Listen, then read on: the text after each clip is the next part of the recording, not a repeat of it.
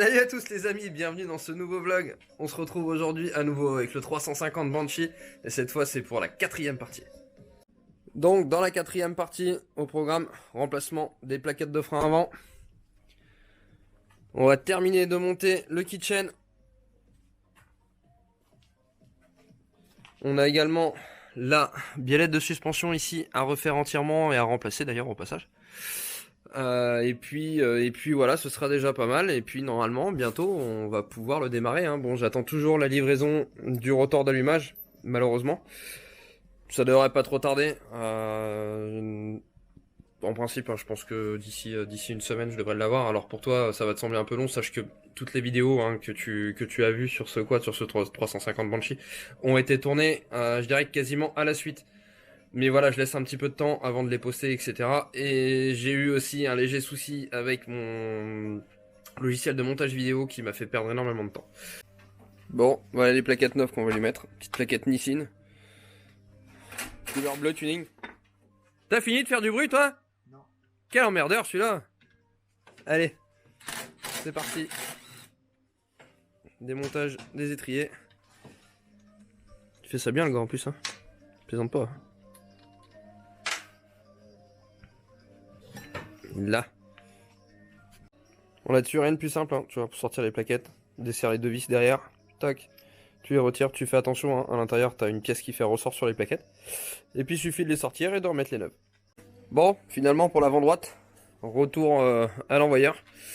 J'ai pas fait attention, comme un débile, le client m'a fourni 2 jeux de plaquettes avant gauche, alors que là-dessus, sur ce modèle-là, il y a un jeu de plaquettes avant droite et un jeu de plaquettes avant gauche. Bon, en attendant, c'est pas grave, je vais déjà changer l'avant gauche et puis je vais recommander le jeu de plaquettes adéquat pour l'avant droite. Bon, voilà, les plaquettes sont sorties. Tu vois, j'en profite au passage, hein, je te l'ai pas dit, je l'ai fait déjà à l'autre côté. J'ai sorti donc le support d'étrier ici, hein, tu vois, c'est juste emboîté dedans, tu tires dessus à la main et je vais en profiter pour graisser les coulisseaux ici qui sont bien secs, hein, ça évite simplement aux étriers de gripper, tout simplement. Là, celui-ci, je sais qu'il était bien raide de ce côté-là, donc franchement, ça c'est quelque chose, c'est vital à faire. Hein. Quand vous faites un changement de plaquette, ça prend 5 minutes. Une bonne dose de graisse là-dedans, et ça ira tout de suite beaucoup mieux. Donc là, très simple, donc ça y est, hein. J'ai remonté la platine, mis de la graisse sur mes coulisseaux. Là, j'essaie de te le faire à une main, c'est pas très facile. Voilà, donc là, tu mets la première plaquette, la deuxième. Hop. Puis après, t'as plus qu'à venir lui remettre les axes. Comme ça, hop. Son petit frère à côté. Bon, celui-là est un peu plus dur. Voilà. Ensuite, tu resserres l'ensemble et tu remontes sur le châssis. Du coup, je vais te montrer le jeu apparent dans la biellette de suspension à l'arrière. Tu vas avoir une façon assez simple de le voir. Bon, là, j'ai la chance que le quad soit en hauteur, mais regarde. Je prends l'arbre de transmission à l'arrière dans les mains et regarde. Je pense que tu dois pas trop mal le voir sur la vidéo, à mon avis. Tu vois, le jeu qu'il y a. Ça, bien sûr, c'est à proscrire. Moi, je le prends comme ça. C'est bien, tu peux même faire des haltères en même temps et tout, c'est cool. J'arrive pas à compresser l'amortisseur. Non. Je te montre une méthode simple que j'ai trouvée pour accéder à la deuxième vis de biellette juste ici. Hein, parce qu'en fait, quand le bras oscillant ici était à sa hauteur normale, la vis tombait juste à l'intérieur. Tu vois, une vulgaire sangle dessus, tac, ça maintient tout le bras arrière à hauteur. Et puis bah, ça va me permettre de travailler plus simplement. Allez, comme d'hab, hein, on travaille à nouveau sur un chiffon. Et on regarde un peu comment c'est foutu là-dedans avant de monter la neuve. Hop.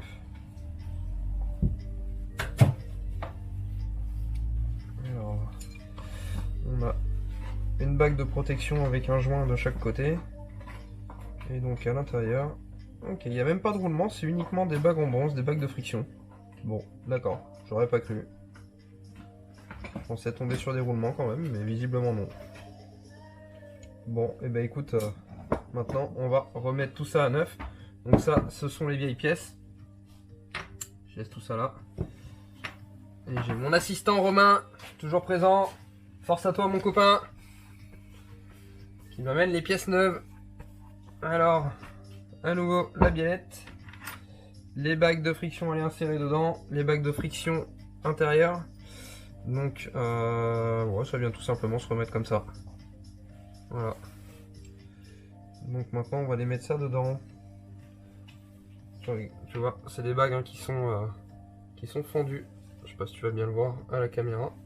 Elles sont fendues juste là. Je pense que ça doit rentrer tout seul à mon avis. Je vais prendre juste le maillet.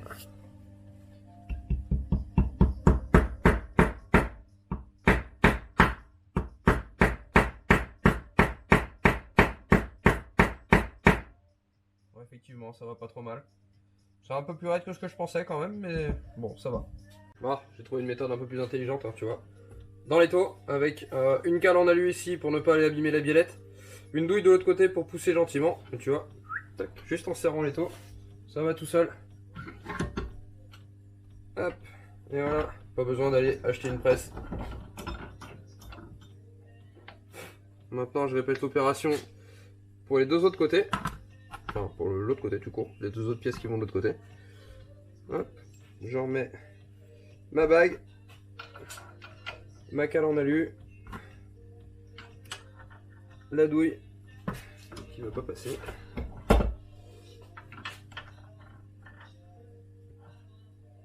Voilà, et on va serrer gentiment l'étau.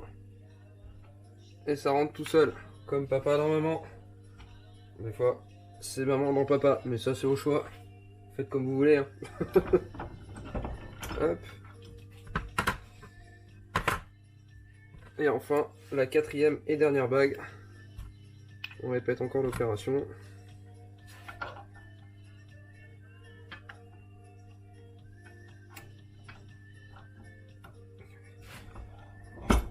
Hop. Ah. Pourquoi j'ai pas trois mains aussi? Ce serait tellement plus simple des fois, je te jure.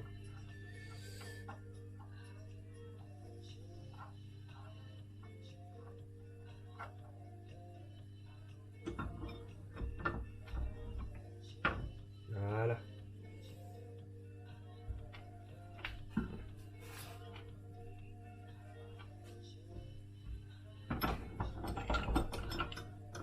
Extra le pâté. Nickel. Maintenant, on va aller récupérer sur la vieille biellette les deux graisseurs qui sont là, ici et là. Au passage, je vais leur mettre un petit coup de propre histoire d'être sûr qu'ils ne soient pas bouchés. Et puis, je vais aller les revisser sur la biellette neuve. Alors, je les ai bouchés, hein. Je te montre comment j'ai fait. Un bon coup de soufflette par là, comme ça. Et puis, bon, j'ai le restant de vieille graisse hein, devant qui est ressorti. Et puis voilà, j'en ai un sur les deux qui était un peu récalcitrant, donc j'ai une espèce de toute petite aiguille en métal comme ça, j'ai été dedans, j'ai tripoté un petit peu. Et puis bah c'est bon, hein, c'est prêt à remonter maintenant. Bon là maintenant, hop, clé de 8, et puis je vais les resserrer, alors gentiment, hein.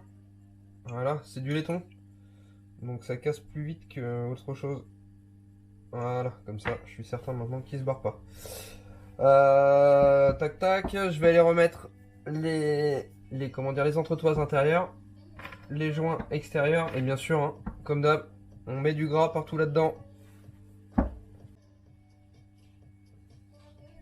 Et tu graisses, et tu graisses, et tu graisses.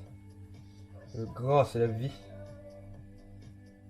Hop, une.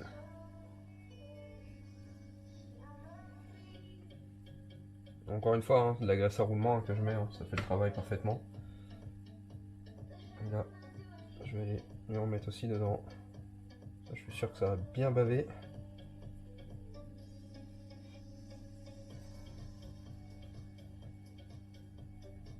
Bon, tout ça, hein, c'est des entretiens que tu peux faire facilement chez toi.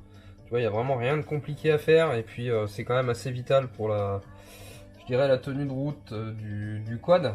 Mais même si tu fais du cross avec le même quad ou un autre quad d'ailleurs, hein, je veux dire, à un moment, pour éviter d'aller faire de la casse et d'user prématurément des pièces, c'est des choses que tu peux simplement démonter de temps en temps, les nettoyer et les graisser. C'est pareil, c'est assez vital, surtout si tu fais, je dirais, un peu de sable. C'est encore pire, le sable ça se fout partout.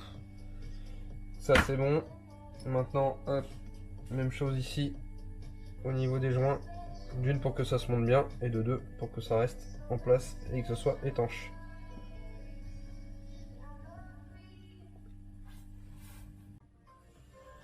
Bon, là j'y vais pour le montage. Bien sûr, j'ai tout bien emboîté avant au préalable. Je t'ai pas filmé, j'imagine que tu sais à peu près comment faire. Petite précision au passage, hein. Bien graisser les axes. Simplement pour la facilité de redémontage, et ça va également éviter qu'il y ait trop de merde à aller se bloquer à l'intérieur.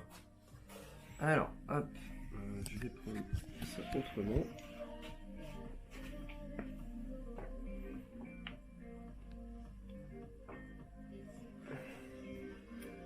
Ouais, forcément, quand c'est neuf, c'est tout de suite plus difficile à remettre en place. Hop.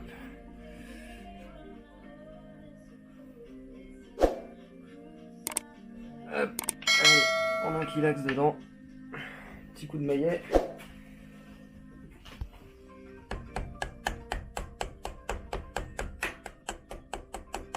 Voilà. Il n'y a plus qu'à faire la même chose en haut. Voilà, du coup, j'ai ressorti les clés dynamo. J'ai été voir dans la revue Tech, couple de serrage, 30 Nm. Et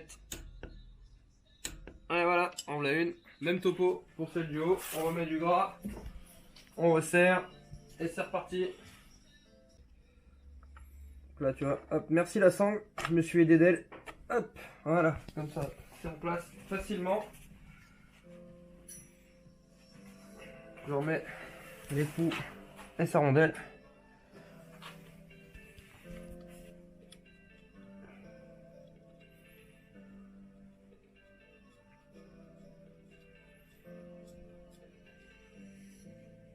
Je vais remettre une rallonge sur la clé dynamo.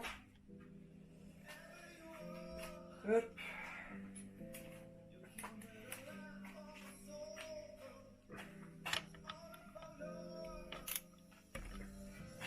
Et c'est reparti à nouveau pour les 30 Nm.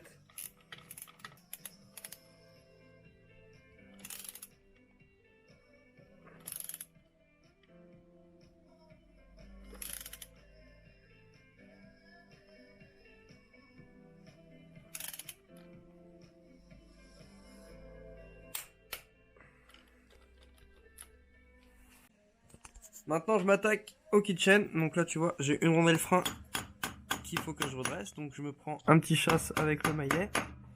Je redresse la rondelle. Hop. Puis maintenant je vais prendre la clé à choc, une douille et je vais sortir ça. Bon tu vois rien de compliqué, hein. Tu desserres, tu sors l'autre pignon. Tu remets hop, le pignon neuf. La rondelle de freinage. Faut pas l'oublier. Et par-dessus, tu remets l'écrou. Alors attention, l'écrou, tu vois, il a un sens. Hein. Donc le sens avec l'épaulement ici vers l'intérieur.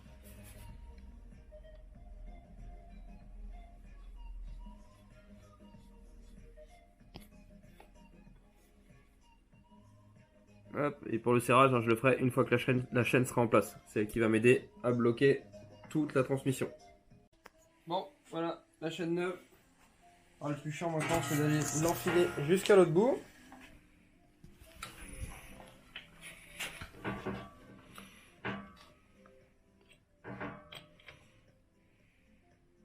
Et puis forcément, il y a une vitesse d'enclencher. Ça serait pas drôle sinon.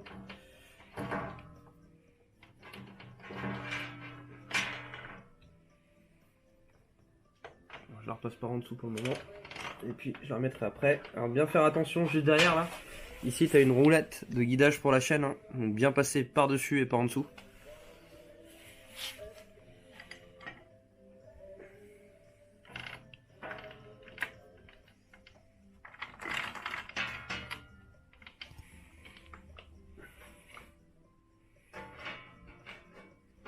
Hop.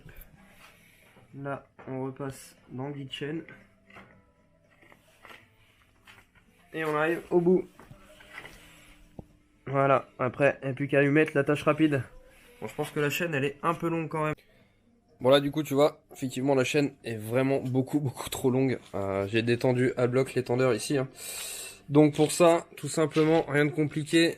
Suffit d'aller desserrer en bas là. Desserrer en haut ici. Hein. Et puis, voilà, avec le maillet, je l'ai repoussé à ce niveau-là. De toute façon, en fait, cette pièce-là, elle pivote dans ce sens-là ou dans ce sens-là. Comme ça, apportant la chaîne, comme ça, pour détendre. Donc, kit chaîne neuf, hein, donc détendu à fond. On adapte la longueur de la chaîne au mieux. Donc là, il y a au minimum 2 maillons à enlever. Donc c'est tout simple, hein, un petit coup de meuleuse, on fait sauter le rivet, hop, un petit chasse et ça sort. Et puis ensuite, donc je remets l'attache rapide. Bon, tu vois, j'ai donc meulé les rivets sur ce maillon-là. Donc simplement un maillon complet à enlever, donc complet, hein, donc cette partie-là plus celle-ci. Et je tombe sur la bonne longueur de chaîne. Donc après, j'ai cet outil-là, tu vois, qui est pas mal. C'est exprès hein, pour aller repousser les rivets. Donc je viens juste le mettre dedans, comme ça. Et normalement, ça doit aller tout seul. Hop, bon, celui-là, c'est pas mal. On passe à son pote juste devant. Hop.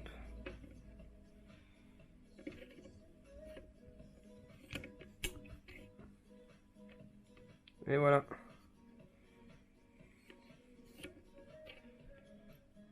Ma chaîne est raccourcie. Bon, tu vois, dans les kits chaîne neuf, hein, en l'occurrence les kits chaîne de marque, là c'est un AFAM. T'as un petit sachet de graisse comme ça qui est fourni, hein, donc tu t'en sers pour le montage de l'attache rapide. Donc l'attache rapide, hein, là-dessus on est sur une chaîne à joint torique, hein, ce qui veut dire que sur chaque angle, enfin sur chaque bout de chaîne, tu vois, on a un joint comme ça de chaque côté. Bon, moi j'aime pas ça clairement parce que ça fait bouffer des chevaux sur n'importe quel moteur que tu mets ça, mais ça a quand même l'avantage d'être plus solide.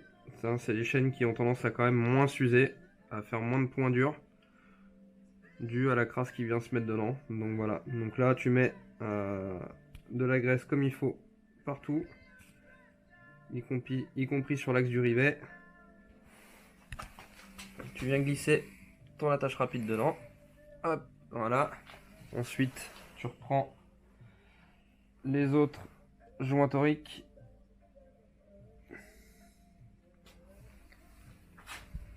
On les remet en face, hop, même topo pour le dernier.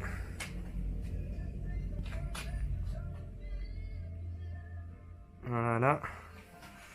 Après, l'autre morceau de l'attache rapide qui vient par-dessus. Là, bon, je pense qu'il va falloir que je le serre un peu avec une pince. Et je vais m'essuyer les mains. Bon voilà, hop. Donc l'attache rapide est en place. Je t'avouerai que c'est un peu laborieux à mettre hein, avec les joints toriques de chaque côté, c'est compliqué. C'est la première fois que je mettais une attache rapide sur ce genre de chaîne. Hein. Normalement c'est des maillons à sertir. C'est quand même plus facile. Point très important, hein, tu vois le sens de montage de l'attache rapide. Hein. Donc là, le sens arrondi comme ça, toujours dans le sens de la marche de la chaîne. Hein. Donc quand le moteur est en route, la chaîne partant par là. Tu mets bien l'arrondi vers le sens de marche. Hein. Pourquoi? Tout simplement que si la chaîne vient qu'à accrocher sur quelque chose, qu'elle n'accroche pas sur l'autre bout de l'attache rapide, de façon à éviter de le faire sauter. Voilà. Donc je te le rappelle, le sens arrondi de la maille rapide dans le sens de la marche de la chaîne. Ça c'est valable pour n'importe quel véhicule avec une chaîne.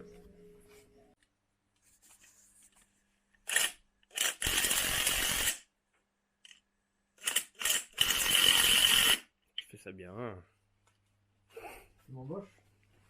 Faut voir. Ça dépend. Seulement si tu passes sous le bureau. Ah non, on n'a pas de ça ici. Oh. C'est bien d'avoir un stagiaire.